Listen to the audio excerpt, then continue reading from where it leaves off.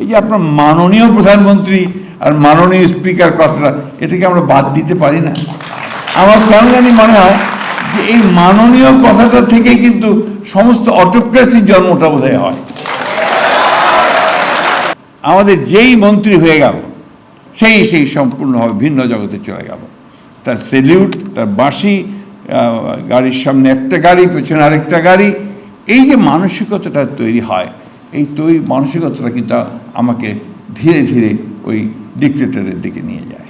রবীন্দ্রনাথ ঠাকুরের একটা কবিতা আছে যেটাকে আমি একটু ভিন্নভাবে প্রয়োগ করি, অর্থাৎ একটা নেগেটিভ ওয়েতে। ওয়ালটন এখন দেশের সীমানা পেরিয়ে পৌঁছে গিয়েছে 50টিরও বেশি দেশে। ওয়ালটন, ঘরে ঘরে, বিশ্বজুড়ে। বিপদে পড়েছি এই জন্যে যে আমরা তো মাঠে বক্তৃতা করে অভ্যস্ত এবং মেঠো বক্তৃতা করি। আজকে সকালে খুব মনটা খারাপ হয়ে গিয়েছিল খবরের কাগজে একটা রিপোর্ট দেখে, যে একটা জরিপ সংস্থা, তারা জরিপে লিখেছে যে বাংলাদেশের তরুণরা মাত্র শতকরা 1.87% যারা রাজনীতিতে আগ্রহী। তো এটা আমার জন্য একজন রাজনীতিবিদ হিসেবে খুব একটা ভালো সংবাদ না। তারপরে আজকে এখানে এসে অবশ্য আমার আশা বেড়েছে। আমি নতুন করে আমি এটা আশাবাদ নিয়ে যাচ্ছি যে না, আমাদের তরুণরা এখন অনেক অনেক বেশি আমাদের চেয়েও তারা যোগ্য হয়ে উঠছে এবং তারা এই দেশে ভবিষ্যতে তারা আরও বেশি বড় ভূমিকা রাখতে সক্ষম।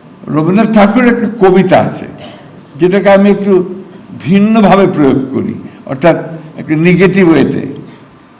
কাগজ নেড়ে উচ্চস্বরে পলিটিক্যাল তর্ক করে, মাথায় ছোট বহরে বড় বাঙালি সন্তান।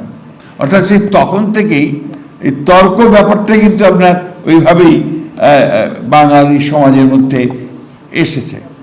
এটা আমি নেগেটিভ হয়েছে বলি এই জন্যে যে তারপরের যে লাইনগুলো আছে সেটা হচ্ছে, ইহার চেয়ে হতেম যদি আরব বেদুইন, চরণতলে বিশাল মরু দিগন্তে বিলীন, ছুটছে ঘোড়া উঠছে বালি চলেছে নিশিদিন। অর্থাৎ গতিবাগের কথা বলা হয়েছে। তো আমি একটু সমালোচনা করতে গিয়েই ওই মাথায় ছোট বহরে বড় বাঙালি সন্তান কথাটা বলতাম। আমার দুই দলের বিতর্ক শুনে খুব ভালো লাগছিল। তো একটা আমার আপত্তি আছে, এই যে আপনার মাননীয় প্রধানমন্ত্রী আর মাননীয় স্পিকার কথাটা, এটাকে আমরা বাদ দিতে পারি না? আমার কেন জানি মনে হয় যে এই মাননীয় কথাটা থেকে কিন্তু সমস্ত অটোক্রেসির জন্মটা বোধহয় হয়। আমি আমার অভিজ্ঞতা থেকে বলছি, আমি কিছু দিনের জন্য অর্থমন্ত্রী ছিলাম, মানে প্রতিমন্ত্রী ছিলাম আমাদের দেশনেত্রী বেগম খালেদা জিয়ার সরকারের সময়। কৃষিতে ছিলাম, এরপরে সিভিল এভিয়েশনে ছিলাম।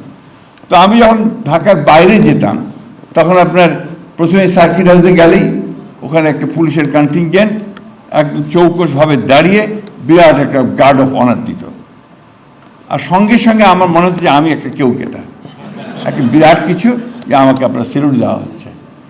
এই যে ধারণাটা, এই ধারণাটা কিন্তু আমাকে একটা ভিন্ন জগতে নিয়ে যায়। 1971 সালের স্বাধীনতা যুদ্ধের সময় আমি যখন পাকিস্তান সেনাবাহিনীর অত্যাচারে টিকতে না পেরে ভারতে চলে গেলাম, ওই সময়ে আমরা আপনার পালিয়ে যখন ভারতে চলে গেলাম, তখন তো কোথাও রাতে শোবো কোথায়, থাকবো কোথায়, খাবো কি, সব কিছুই সমস্যা।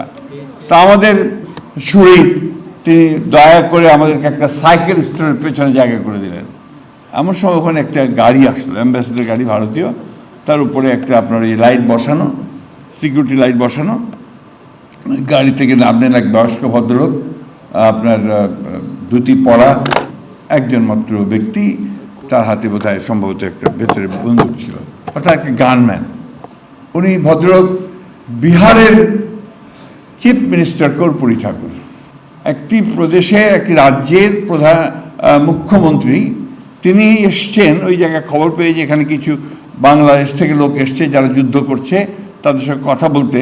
তিনি একা শুধুমাত্র তার একজন দেহরক্ষী নিয়ে তিনি সেখানে এসে উপস্থিত হয়েছেন। আর আমাদের এখানে আমাদের যেই মন্ত্রী হয়ে গেল সেই সম্পূর্ণভাবে ভিন্ন জগতে চলে গেল। তার সেলিউট, তার বাঁশি, গাড়ির সামনে একটা গাড়ি, পেছনে আরেকটা গাড়ি, এই যে মানসিকতাটা তৈরি হয়, এই মানসিকতাটা কিন্তু আমাকে ধীরে ধীরে ওই ডিক্টেটরের দিকে নিয়ে যায়। আমি কথাটা সেই জন্যই বললাম যে মাননীয় কথাগুলো বাদ দিয়ে কথা বলতে বললে ভালো, mister speaker, mister prime minister বললে তো যথেষ্ট হয়, তাই না? আমরা মনে হয় যে আমাদের নতুন ছেলেরা এই বিষয়টা চালু করবে। সময় তো ভালো যাচ্ছে না এখন, অনেকেই অনেক কথা বলছেন, অনেকেই মন খারাপ করছেন, ভালো রাখছেন। আমি সবসময় খুব আশাবাদী মানুষ, বয়স আমার অনেক, কিন্তু আমি আশাবাদী মানুষ। আমি মনে করি যে এর পরে ভালো সময় আসবে, আরও ভালো সময় আসবে, এবং আমাদের এই ছেলেরা যারা আজকে এত চমৎকার অনুষ্ঠান করছে, এত চমৎকার চিন্তা করছে, এত চমৎকার ভাবছে দেশ নিয়ে নিজেকে তৈরি করার জন্যে, সেখানে নিঃসন্দেহে আমার ভবিষ্যৎ অত্যন্ত ভালো। আমি ভবিষ্যৎকে ব্রাইট দেখি, আমি উজ্জ্বল দেখি।